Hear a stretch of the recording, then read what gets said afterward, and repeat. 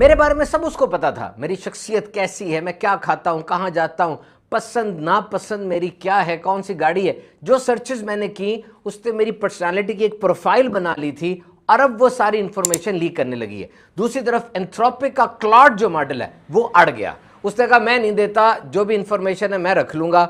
उसके ऊपर अदालत में केस भी हुआ, उसने केस कर दिया। ये वो खबर है जो इस वक्त दुनिया में स्पॉटलाइट पर है। हकीकत क्या है, अफसाना क्या है, इस वीडियो में हम आपसे शेयर करेंगे। OpenAI chief Sam Altman announced that his company has reached an agreement with the United States Department of Defense to deploy its models on the Pentagon's classified network. जंग के शुरू में तो क्लॉड को इस्तेमाल किया गया था और वेनेजुएला के अंदर जो ऑपरेशन हुआ उसमें भी क्लॉड एआई से मदद ली गई थी। अब क्या भड्डा हो गया? देखिए हुआ क्या है, आर्टिफिशियल इंटेलिजेंस और मस्नूई ज़हानत को जंग में कैसे इस्तेमाल किया जाता है, आसान अल्फाज में समझिए। ये एक मुल्क है, इस मुल्क में किस किस जगह को निशाना बनाना है, कौन से टारगेट सेलेक्ट करने हैं, अब उन टारगेट्स की अहमियत क्या है, वो कितने डीप डाउन जाकर हैं, ऊपर कितने हैं, कौन सा असलाह, कौन सा मिसाइल, कौन सी गोली वहां पर गिराई जाए, वो कितनी तबाही करेगी, किस टाइम पर गिराई जाए, उसके लिए वो साइबर सिक्योरिटी के कैमरेज भी हैक होते हैं।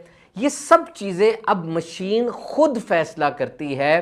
प्राइमरी टारगेट सेट कर लिए जाते हैं और अब मशीन खुद इन तमाम फैसलों को कर लेती है। तो पहले अहदाफ टारगेट्स को सेट करने के लिए इंसान होता था और उस पर टाइम लगता था, लेकिन अब ये काम मिनटों के अंदर हो जाता है। तो अब वो एक ही जगह पर इतना ज़्यादा असलहा एकदम से गिराया जाता है कि वो ऊपर तो सब तबाह होता है, लेकिन कई फुट नीचे, सैकड़ों फुट नीचे तक भी तबाही हो जाती है, ताकि जो टारगेट है वो 100% न्यूट्रलाइज हो जाए और बिल्कुल कुछ भी ना बचे। और इस तरह से अब ये जो हालात मैं आपको बता रहा हूँ, वो जो फिल्मों के अंदर दिखाया जाता था कि मशीनों ने हुकूमत कर ली है और मशीनें इंसान के ऊपर काबिज हो गई हैं, बिल्कुल वैसा ही समा और वैसा ही एक मंजर बनता नजर आ रहा है। और इसीलिए जो एआई के एक्सपर्ट्स थे, आर्टिफिशियल इंटेलिजेंस के जो इजाद करने वाले हैं, जो माहिरीन हैं, वो पहले ही दिन से वार्न कर रहे थे कि इस टेक्नोलॉजी का इस्तेमाल, एआई का, आर्टिफिशियल इंटेलिजेंस है क्या, that A machine will learn, act and think like a human, कि एक मशीन जो है वो सीख रही है, कर रही है, सोच रही है बिल्कुल इंसानों की तरह। और वो ये वार्न करते थे कि इस काम को, इस टेक्नोलॉजी को सेहत के लिए, तालीम के लिए, इंसान की शख्सियत की तरक्की के लिए और दुनिया को अमन की जगह बनाने के लिए इस्तेमाल करना, क्योंकि अगर ये टेक्नोलॉजी वॉर के लिए, मिलिट्री पर्पसेस के लिए एक्सटेंसिवली यूज हुई तो फिर काम बहुत खराब हो जाएगा। और यही हम देख रहे हैं अपनी आंखों के सामने। कहा जाता है कि the biggest casualty of war is truth, कि जंग के अंदर सबसे पहली चीज जो मरती है वो सच होता है। पता नहीं चलता कौन क्या कर रहा है और किस अंदाज से कर रहा है। इस तरह एआई की दो ब्रॉड कैटेगरीज सामने आती लग रही हैं। एक तो जनरल एआई है, यानी तालिबुल इल्म एकेडमिक पर्पसेस के लिए इस्तेमाल करते हैं और फिर बिजनेस के लिए लोग इस्तेमाल करते हैं, किसान भी इस्तेमाल करते हैं, जनरल पब्लिक जो एआई का इस्तेमाल कर रही है। और एक वॉर पर्पस है, जो स्पेशल वर्जन्स हैं जिसमें वॉर टारगेट्स बनाए जाते हैं, पर्टिकुलरली किसी खास जगह को चुनकर वहां पर एआई की मदद से तबाही मचाई जाती है। गजा में हैप्सोरा नाम का एक एआई यूज किया गया था। ये क्या था कि सैटेलाइट के जरिए उस जगह के बारे में मालूमात इकट्ठी की जाती, फिर वो मालूमात सोल्जर्स को दी जाती। यानी एआई खुद नहीं कर रही थी, सिर्फ मालूमात गैदर करके वो फौजियों को देती थी, फौजी फिर उसको इस्तेमाल करते थे और यूं जंग लड़ी जाती थी। अब देखिए गजा में तो जंगी कुत्ते, मशीनी कुत्ते भी इस्तेमाल हुए, रोबोटिक डॉग्स, उसका नाम विजन 60 था और ये अमेरिकन कंपनी गोस्ट रोबोटिक्स ये बनाते हैं। और इसका फायदा क्या था उनको, जिन्होंने इसको इस्तेमाल किया, कि ये मशीनी कुत्ते, ये डॉग्स जो थे विजन 60, ये बड़ी बड़ी मुश्किल जगहों पर भी आसानी से चले जाते क्योंकि मशीन के बने हुए थे और ये सुरंगों में, बिल्डिंग्स के अंदर चले जाते थे। इनके ऊपर कैमरास लगे होते थे, लेजर्स फिट हुआ करती थी, तो वहां पर इंसानी जान का ज़िया नहीं हुआ, बल्कि ये डॉग्स जाकर सारी सर्वेलेंस कर लेते थे। उनके जिस्म पे हथियार भी बांधे जा सकते थे। तो जंगी मैन्यूवरेबिलिटी के अंदर आसानी क्या हुई कि खुद जाने से पहले इस मशीनी डॉग को अंदर भेज दो, अंदर कोई बंदा हुआ या कोई ऐसी AED हुई जो सुरंगें होती हैं जो फट जाती हैं, बारूदी सुरंगें, तो कुत्ते का नुकसान होगा, इंसान का नुकसान नहीं होगा। तो इसकी लागत पाकिस्तानी करेंसी में तकरीबन 2,70,00,000 के करीब बनती है। इसी तरह एक और टेक्नोलॉजी वो लेवेंडर थी, उसमें चेहरों की प्रोफाइलिंग की जाती है कि लाखों लोगों के चेहरों की प्रोफाइलिंग कंप्लीट कर ली गई। अब जहां वो चेहरा नजर आएगा ऑटोमेटिकली हथियार चल जाएगा और उस शख्स को न्यूट्रलाइज कर देगा। और फिर एक जो टेक्निक थी उसका नाम है प्रोजेक्ट मेवन। टोटली सैटेलाइट के जरिए शनाख्त करना, बड़ी प्रिसाइज और बहुत ज्यादा एक्यूरेट ये निशानदेही होती है। और यहां पे कॉन्सेप्ट आता है ऑटोनोमस वेपन्स का, खुद चलने वाले हथियार। देखिए, अगर इंसान के हाथ में हथियार होगा तो टारगेट वो खुद सेलेक्ट करेगा, हदफ को देखेगा और फिर ट्रिगर दबाएगा, गोली चलेगी, हथियार चलेगा। लेकिन अगर AI को, आर्टिफिशियल इंटेलिजेंस को इख्तियार दिया जाए तो वो टारगेट भी खुद सेलेक्ट करती है और हदफ भी बनाती है, और जैसे ही टारगेट मतलूबा उसको मिल गया, मशीन खुद ब खुद फायर कर देती है। जैसे वो शख्स है, जैसे मैंने आपको लेवेंडर का बताया, उसमें ह्यूमन प्रोफाइलिंग कर ली जाती है। वो खास बिल्डिंग, वो खास व्हीकल, वो खास इंसान, वो खास जगह जैसे ही AI पहचानेगी उसको रेफरेंस के साथ, उसी वक्त फायर कर देगी। अब बंदूक के पीछे इंसान है, अब तो वो देखेगा मैं किसको मार रहा हूं, वो पौधा है, कुत्ता है, बिल्ली है, छोटा बच्चा है। लेकिन AI को तो कहा गया जो चीज हिल रही हो या जो प्रोफाइल में आ रही हो उसको उड़ा दो।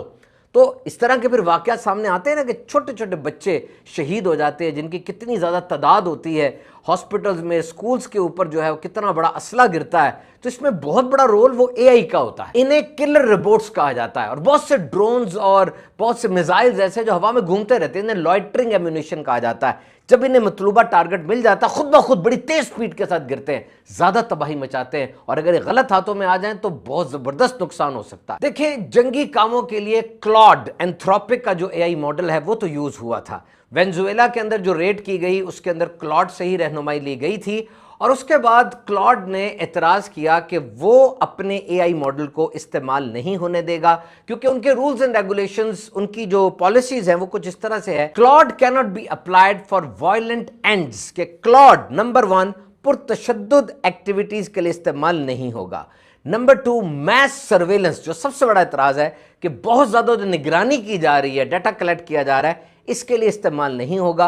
और नंबर 3 ऑटोनोमस वेपन्स के लिए, ऐसे हथियार बनाने के लिए हमारा AI मॉडल यूज नहीं किया जाएगा। बहरहाल क्लॉड के इस एतराज के बाद बहुत ह्यू एंड क्राई हुई, हुकूमत की तरफ से एतराज किया गया, सप्लाई चेन रिस्क का इल्जाम लगाया गया। इसका मतलब ये होता है कि अगर कंपनी हुकूमत के साथ मुआहदा नहीं करती तो इस सूरत में उस कंपनी को कौमी सलामती के लिए रिस्क समझा जाता है। क्लॉड ने फिर इसके ऊपर अदालत में सू भी कर दिया, और इसके बाद ओपन AI का मशहूर ChatGPT मैदान में आया और उसने मुआहदा कर लिया। कहते तो ये भी हैं कि हमारे बहुत से असूल व ज़वाबित हैं, लेकिन हकीकत क्या है हम नहीं जानते। जितने भी AI के मॉडल हैं, एंथ्रोपिक का क्लॉड हो, ओपन AI का ChatGPT हो, ग्रॉक हो, जेमिनी हो, इतना आसान नहीं होता कि हुकूमती मामलात को रद्द कर दिया जाए। अंदर की कहानी क्या है हमें तो नहीं पता, इतना जानते हैं कि एक हाइप बनी हुई है कि ChatGPT अनइंस्टॉल कर दो।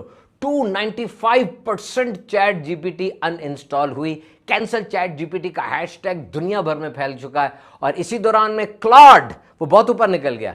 ये एक जुमला कहा गया, Claude dethrones ChatGPT as top US app after Pentagon saga, कि क्लॉड ने ChatGPT को हटा दिया और उसकी जगह खुद ताज सर पे रख लिया। तो ये जो इतनी बात फैली हुई है कि मेरा जाती डेटा इंटरनेट पे चला गया, ChatGPT के पास चला गया, उसने आगे लीक कर दिया, ये AI मॉडल्स के अंदर इतना सच नहीं होगा। क्योंकि जारी बात है, जब मैं सर्च करता हूं, कोई चीज ढूंढता हूं, तो वो इतना अपनी ज्यादा इंफॉर्मेशन तो नहीं देता। हाँ, सोशल मीडिया जो रेगुलर है उसके अंदर तो सारी इंफॉर्मेशन गई हुई है। बस आपका मोबाइल फोन ऑन हो और इंटरनेट से आप कनेक्टेड हो, आपने तो सब कुछ सोशल मीडिया को बताया हुआ। आपके लाइक्स क्या है, आपकी उम्र क्या है, आपकी फैमिली क्या है, सब कुछ आप बड़े मजे के साथ शेयर करते हैं। क्या वाकई सोशल मीडिया हमारी बातें सुनता है? आम बंदा ये भी सोचता है कि मोबाइल सुनता भी है, देखता भी है। हम जो गुफ्तगू करते हैं, जो काम करते हैं, कैमरे में रिकॉर्ड हो जाता है और खुद ब खुद वो टाइमलाइन पे शो होना शुरू हो जाता है।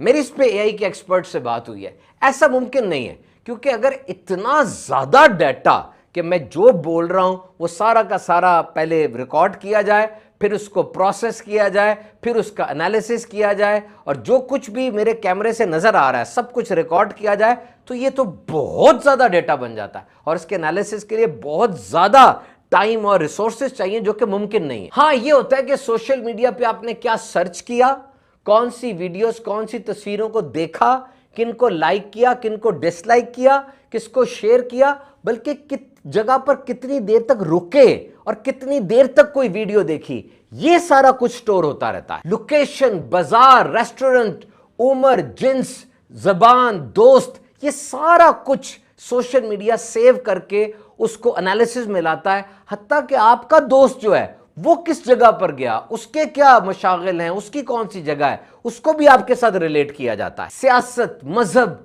आपका टेस्ट क्या है, कौन सी गुफ्तगू आपको पसंद है, कौन सा लीडर आपको पसंद है, किस बंदे को आप ज्यादा सुनते हैं, किस बंदे को आप नहीं सुनते, किसको आप ब्लॉक कर देते हैं। तो सोशल मीडिया एआई की मदद से आपकी एक डिजिटल प्रोफाइल बना लेता है। यानी एक आपका सीवी है ना, जो आप जॉब के लिए जाते हैं तो पेश करते हैं, तो एक डिजिटल प्रोफाइल सोशल मीडिया ने भी आपकी बना ली है। उसी के मुताबिक वो आपको चीजें दिखाता है, उसी के मुताबिक एडवर्टाइजमेंट सामने आती हैं, ट्रेंड सेट होते हैं। तो इसके लिए चंद मुख्तसर सी मैं आपको बातें बताता हूं। मोबाइल में माइक्रोफोन परमिशन को बंद कर दें, एड पर्सनलाइजेशन को ऑफ कर दें, ब्राउजर में ट्रैकर जो ब्लॉकर्स होते हैं उनको इस्तेमाल करें, गैर जरूरी एप्स को डिलीट करें, वीपीएन प्राइवेसी ब्राउजर्स को इस्तेमाल करने में बहुत एहतियात करें। और एक शेडो प्रोफाइल होती है, ये ज्यादा सीक्रेट है, आप सोशल मीडिया को अपना डेटा नहीं देते। अब क्या होता है कि आपके दोस्त के फोन में आपका नंबर सेव है और आपके दोस्त ने सोशल मीडिया को फोन के नंबर्स तक एक्सेस दी हुई है, तो आपका नंबर भी सोशल मीडिया के पास आ गया। अब जब सोशल मीडिया के पास आ गया तो अब आपकी और उस दोस्त के साथ जो कम्युनिकेशन है, कहां कहां पर इकट्ठे नजर आते हैं, किन तस्वीरों में आप इकट्ठे हैं, वो मकाम कौन से हैं, वो रेस्टोरेंट कौन सा है, उसकी भी एक प्रोफाइल बन जाएगी। तो लिखने वाले ने बड़ी प्यारी बात लिखी कि आपकी दिलचस्पियों का, आपके मिजाज का दोस्त को इतना अंदाजा नहीं है जितना सोशल मीडिया को आज अंदाजा है। 300 लाइक्स पर भी आपकी प्रोफाइल बना लेते हैं ये। तो it means that we are vulnerable. 100% privacy आज के दौर में शायद मुमकिन नहीं है, लेकिन आप अपने आप को काफ़ी हद तक बचा सकते हैं, काफ़ी हद तक अपने आप को सेव कर सकते हैं अगर इससे मुताल्लिक मालूमात आप माहिरीन से लें, इसको सर्च आउट कर लें।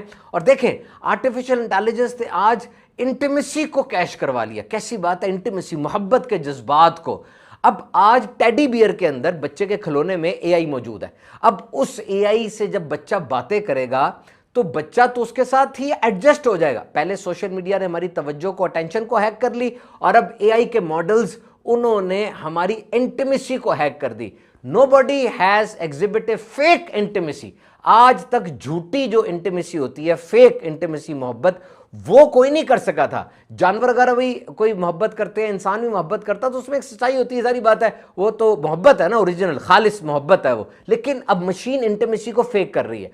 वो मशीन की इंटीमेसी नहीं है, वो मोहब्बत नहीं है। यानी इंसान के साथ आप जब मोहब्बत करते हैं तो इंसान को तो गुस्सा भी चढ़ता है, वो तो तंग भी आ जाता है, वो तो गालियां भी निकाल देता है, नाराज भी हो जाता है। लेकिन मशीन ऐसे नहीं करेगी। मशीन तो झूठी मोहब्बत दिखाएगी, ढोंग रचाएगी, आपको सेट रखेगी, आपके साथ आपकी बात करेगी। तो लोग अब लोगों से दूर भागने लग जाएंगे, लोगों को लोग अच्छे नहीं लगेंगे। वो कहेंगे यार ये तो बंदा है, ये तो नाराज होता है, गुस्से में आता है, मशीन तो मेरे साथ चल रही है।